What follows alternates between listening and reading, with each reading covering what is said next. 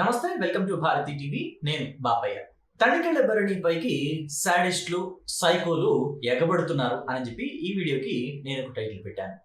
సినీ నటుడు తనికెళ్ల భరణి మీదకి ఈ సాడిస్టులు, సైకోలు ఎందుకు దాడి చేస్తున్నారు, ఎందుకు ఎగబడుతున్నారు, ఎందుకు ఆయన్ని విమర్శిస్తున్నారు, ఎందుకు ఆయన మీద తిట్ల పురాణం అందుకున్నారు, తిట్ల దండకం అందుకున్నారు అని చెప్పి మీకు అనుమానం రావచ్చు.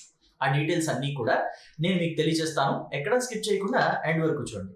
కానీ ఒక్కసారి మనం తనికెళ్ల భరణి గురించి టచ్ చేసే ప్రయత్నం చేద్దాం. ఎందుకు టచ్ చేసే ప్రయత్నం చేద్దాం అంటే, వీడియో నిడివి సరిపోక నేనేం ఆయన గురించి పర్సనల్ గా చెప్పాలని అనుకోవటం లేదు.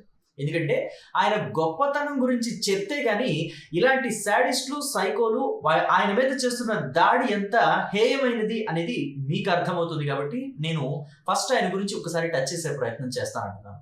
తనికెళ్ల భరణి రచయితగా సినీ ఇండస్ట్రీలోకి అడుగుపెట్టారు. చెట్టు కింద ప్లేడరు అనే ఒక సినిమా ఉంది కదా, రాజేంద్ర ప్రసాద్.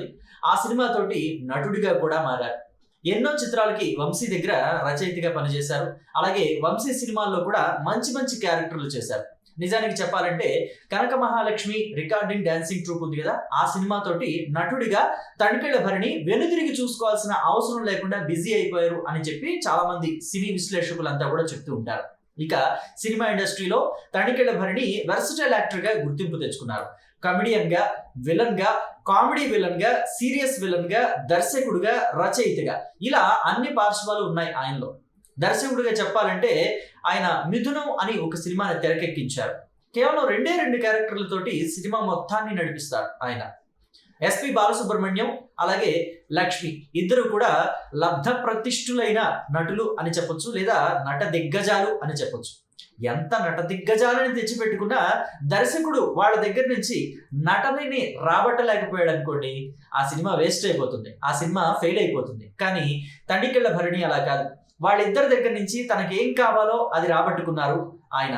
మొత్తానికి మిథునం అనే ఒక సినిమా ఎంత పెద్ద సక్సెస్ అయిందో మనందరికీ కూడా తెలిసిన విషయమే. మీకు అందరికీ ప్రత్యేకంగా చెప్పాల్సిన అవసరం లేదు.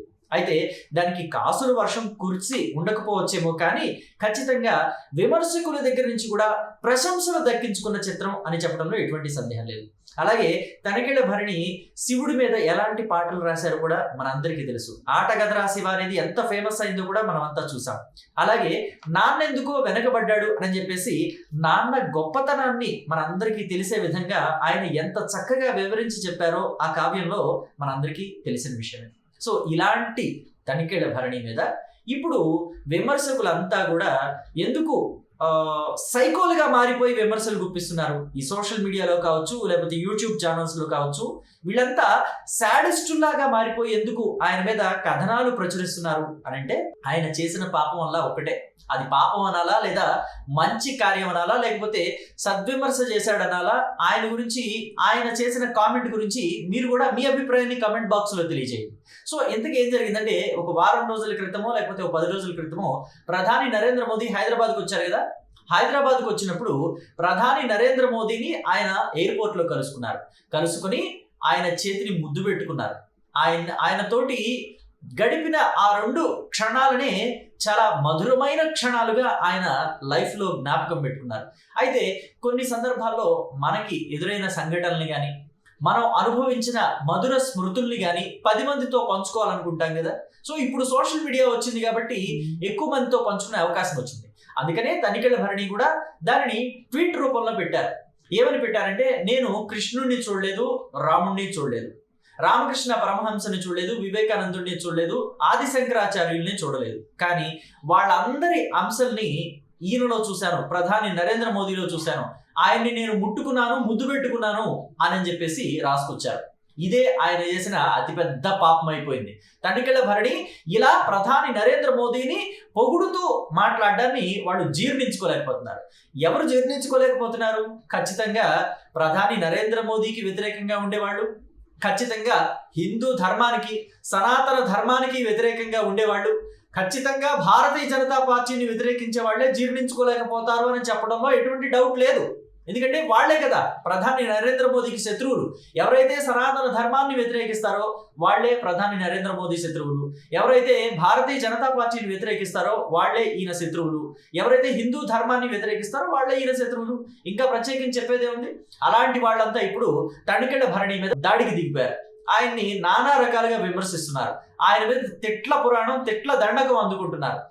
ఏం చేశాడు ఆయన? పాపం ఏం చేశాడు? వాళ్ళందరి అంశని ప్రధాని నరేంద్ర మోదీలో చూశానన్నాడు. అందులో తప్పే ఉంది.